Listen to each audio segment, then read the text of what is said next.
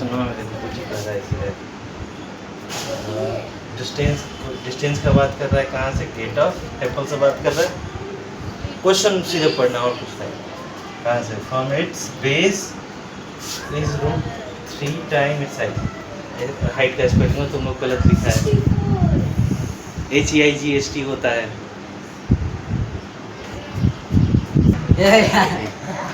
अच्छा देखो इसमें अब क्वेश्चन के अनुसार अगर फिगर पे जाओ तो क्या कह रहा है कि गेट से टेम्पल के गेट मान लो यहाँ पे है, ठीक। अच्छा टेम्पल क्या कह रहा है, हाइट का उसका क्या है, from the gate of a temple and its base is 3 time. मान लो कि यहाँ से इस जगह का दूरी क्या कह रहा है, ये हाइट से 3 गुना है। इस तरीके से हो जाएगा। अगर हम हाइट h मानते हैं तो बेस का हो जाएगा √3h। सबसे पहले अगर ये फिगर बनाओ, इसमें नाम दे दो QR या XYZ कुछ नाम दे दो। फिगर बन गया एक तरह से। ये तुम्हारा ये 90 डिग्री बन रहा है, एक बड़ी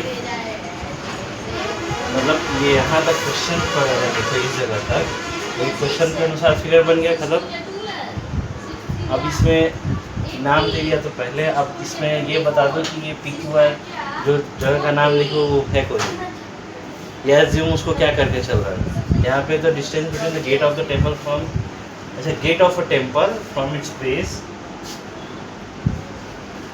या फिर ऐसे भी अगर आगे चलो तो या फिर ऐसे ले लो, let the height VH, base क्या हो जाएगा, देन द बेस B√3h हो जाएगा। ये तुम्हारा क्वेश्चन के अनुसार हो गया। अब निकालना कुछ है एंगल ऑफ एलिवेशन, तुम बता देख लेना। और अब टीचरे पे तुम बहाना बना रहा है कि हमारा टीचर पढ़ा है ना, देखो ये सर पढ़ा है वो क्लियर है। अब इसमें कोई पूछ रहा है angle of elevation. Angle of elevation कैसे बताएं, नीचे से खड़ा होकर ऊपर की तरफ देख रहा है, टॉप की तरफ देख रहा है, यही बताएं तुम लोग को। यहाँ पे अगर कोई खड़ा है ज़मीन पे और ऊपर में अगर देखना है, यहाँ से ऐसे देख रहा है और यहाँ पे जो वो एंगल बन रहा है उसको एंगल ऑफ एलिवेशन हम बताएं। यही एंगल को एंगल ऑफ एलिवेशन तुम लोग को हम बताएं। अरे इधर देखो, एंगल ऑफ एलिवेशन यहाँ बताएं। अब इसमें से तब यानी कि यहाँ पे एंगल ऑफ एलिवेशन निकालने के लिए कह रहा है, तो ये वाला हिस्सा होगा मेरा। अब इसको या तो थीटा मान लो, यहाँ से एंगल को हम थीटा मान लेगा, ठीक है। अब इसमें से कर लो according to question we have, यहाँ से क्या हो जाएगा, tan theta equal to perpendicular by base. अब जैसे एंगल ऑफ एलिवेशन यहाँ से हो गया तो इसके अनुसार परपेंडिकुलर ये हो गया, बेस ही वाला। तो इसको जैसे नॉर्मली पढ़ते हैं ऐसे लिखो। क्वेश्चन अगर सॉल्व करोगे, इसका नाम कुछ ही है PQ/QR, ठीक। इधर साइड में इस तरीके से करके tan theta equal to perpendicular by base, ऐसे दर्शा देना। नाम लिख रहे हो तो इधर साइड में दर्शा देना, नहीं तो इसको पहले ही इधर दर्शा दो। अब तब परपेंडिकुलर कौन है और बेस कौन है उसका फिर नाम लिख देना। अब ये एक सिस्टमैटिक वे से हो जाएगा, इसमें कोई भी जल्दी मार्क्स नहीं काटेगा तुम्हारा। अब यहाँ से PQ क्या है, यहाँ से tan theta equal to PQ को चाहिए, क्या है हमारा वैल्यू h, ये क्या हो जाएगा √3/h। यहाँ से h और h वन टाइम में कट गया, एक बार में खत्म। हमारा tan थीटा इक्वल टू क्या हो जाएगा 1/√3, इसी को tan theta equal to tan, तो ये क्या है 30, यानी कि अब थीटा इक्वल टू कितना 30 डिग्री हो गया।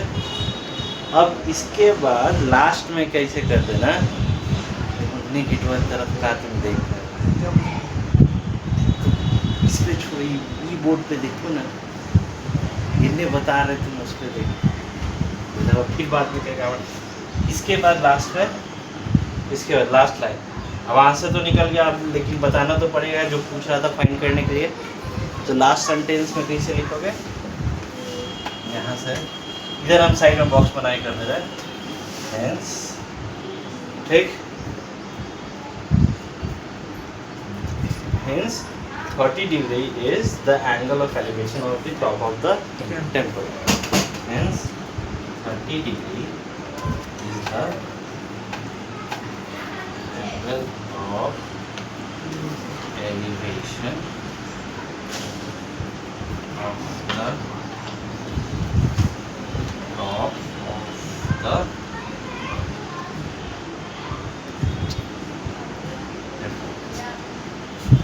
हो गया। अब इसमें देखो इसे सिस्टमेटिक वे में डाल लिख दो। अब ये इसमें 2-4 लाइन ऊपर में और होता है कि किसको हम PQ को क्या मान रहे हैं, QR को क्या मान रहे हैं। QR मेरा बेस हो गया, यहाँ पे जो फ्रॉम इट्स बेस जो पूछ रहा है।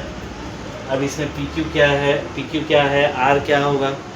तो PQ यहाँ पर टेम्पल जो हो गया, जो बाद में हाइट निकलेगा इधर, उसी तरफ यहाँ पे क्या हो जाएगा, gate of a temple, the distance of gate of the temple from its base.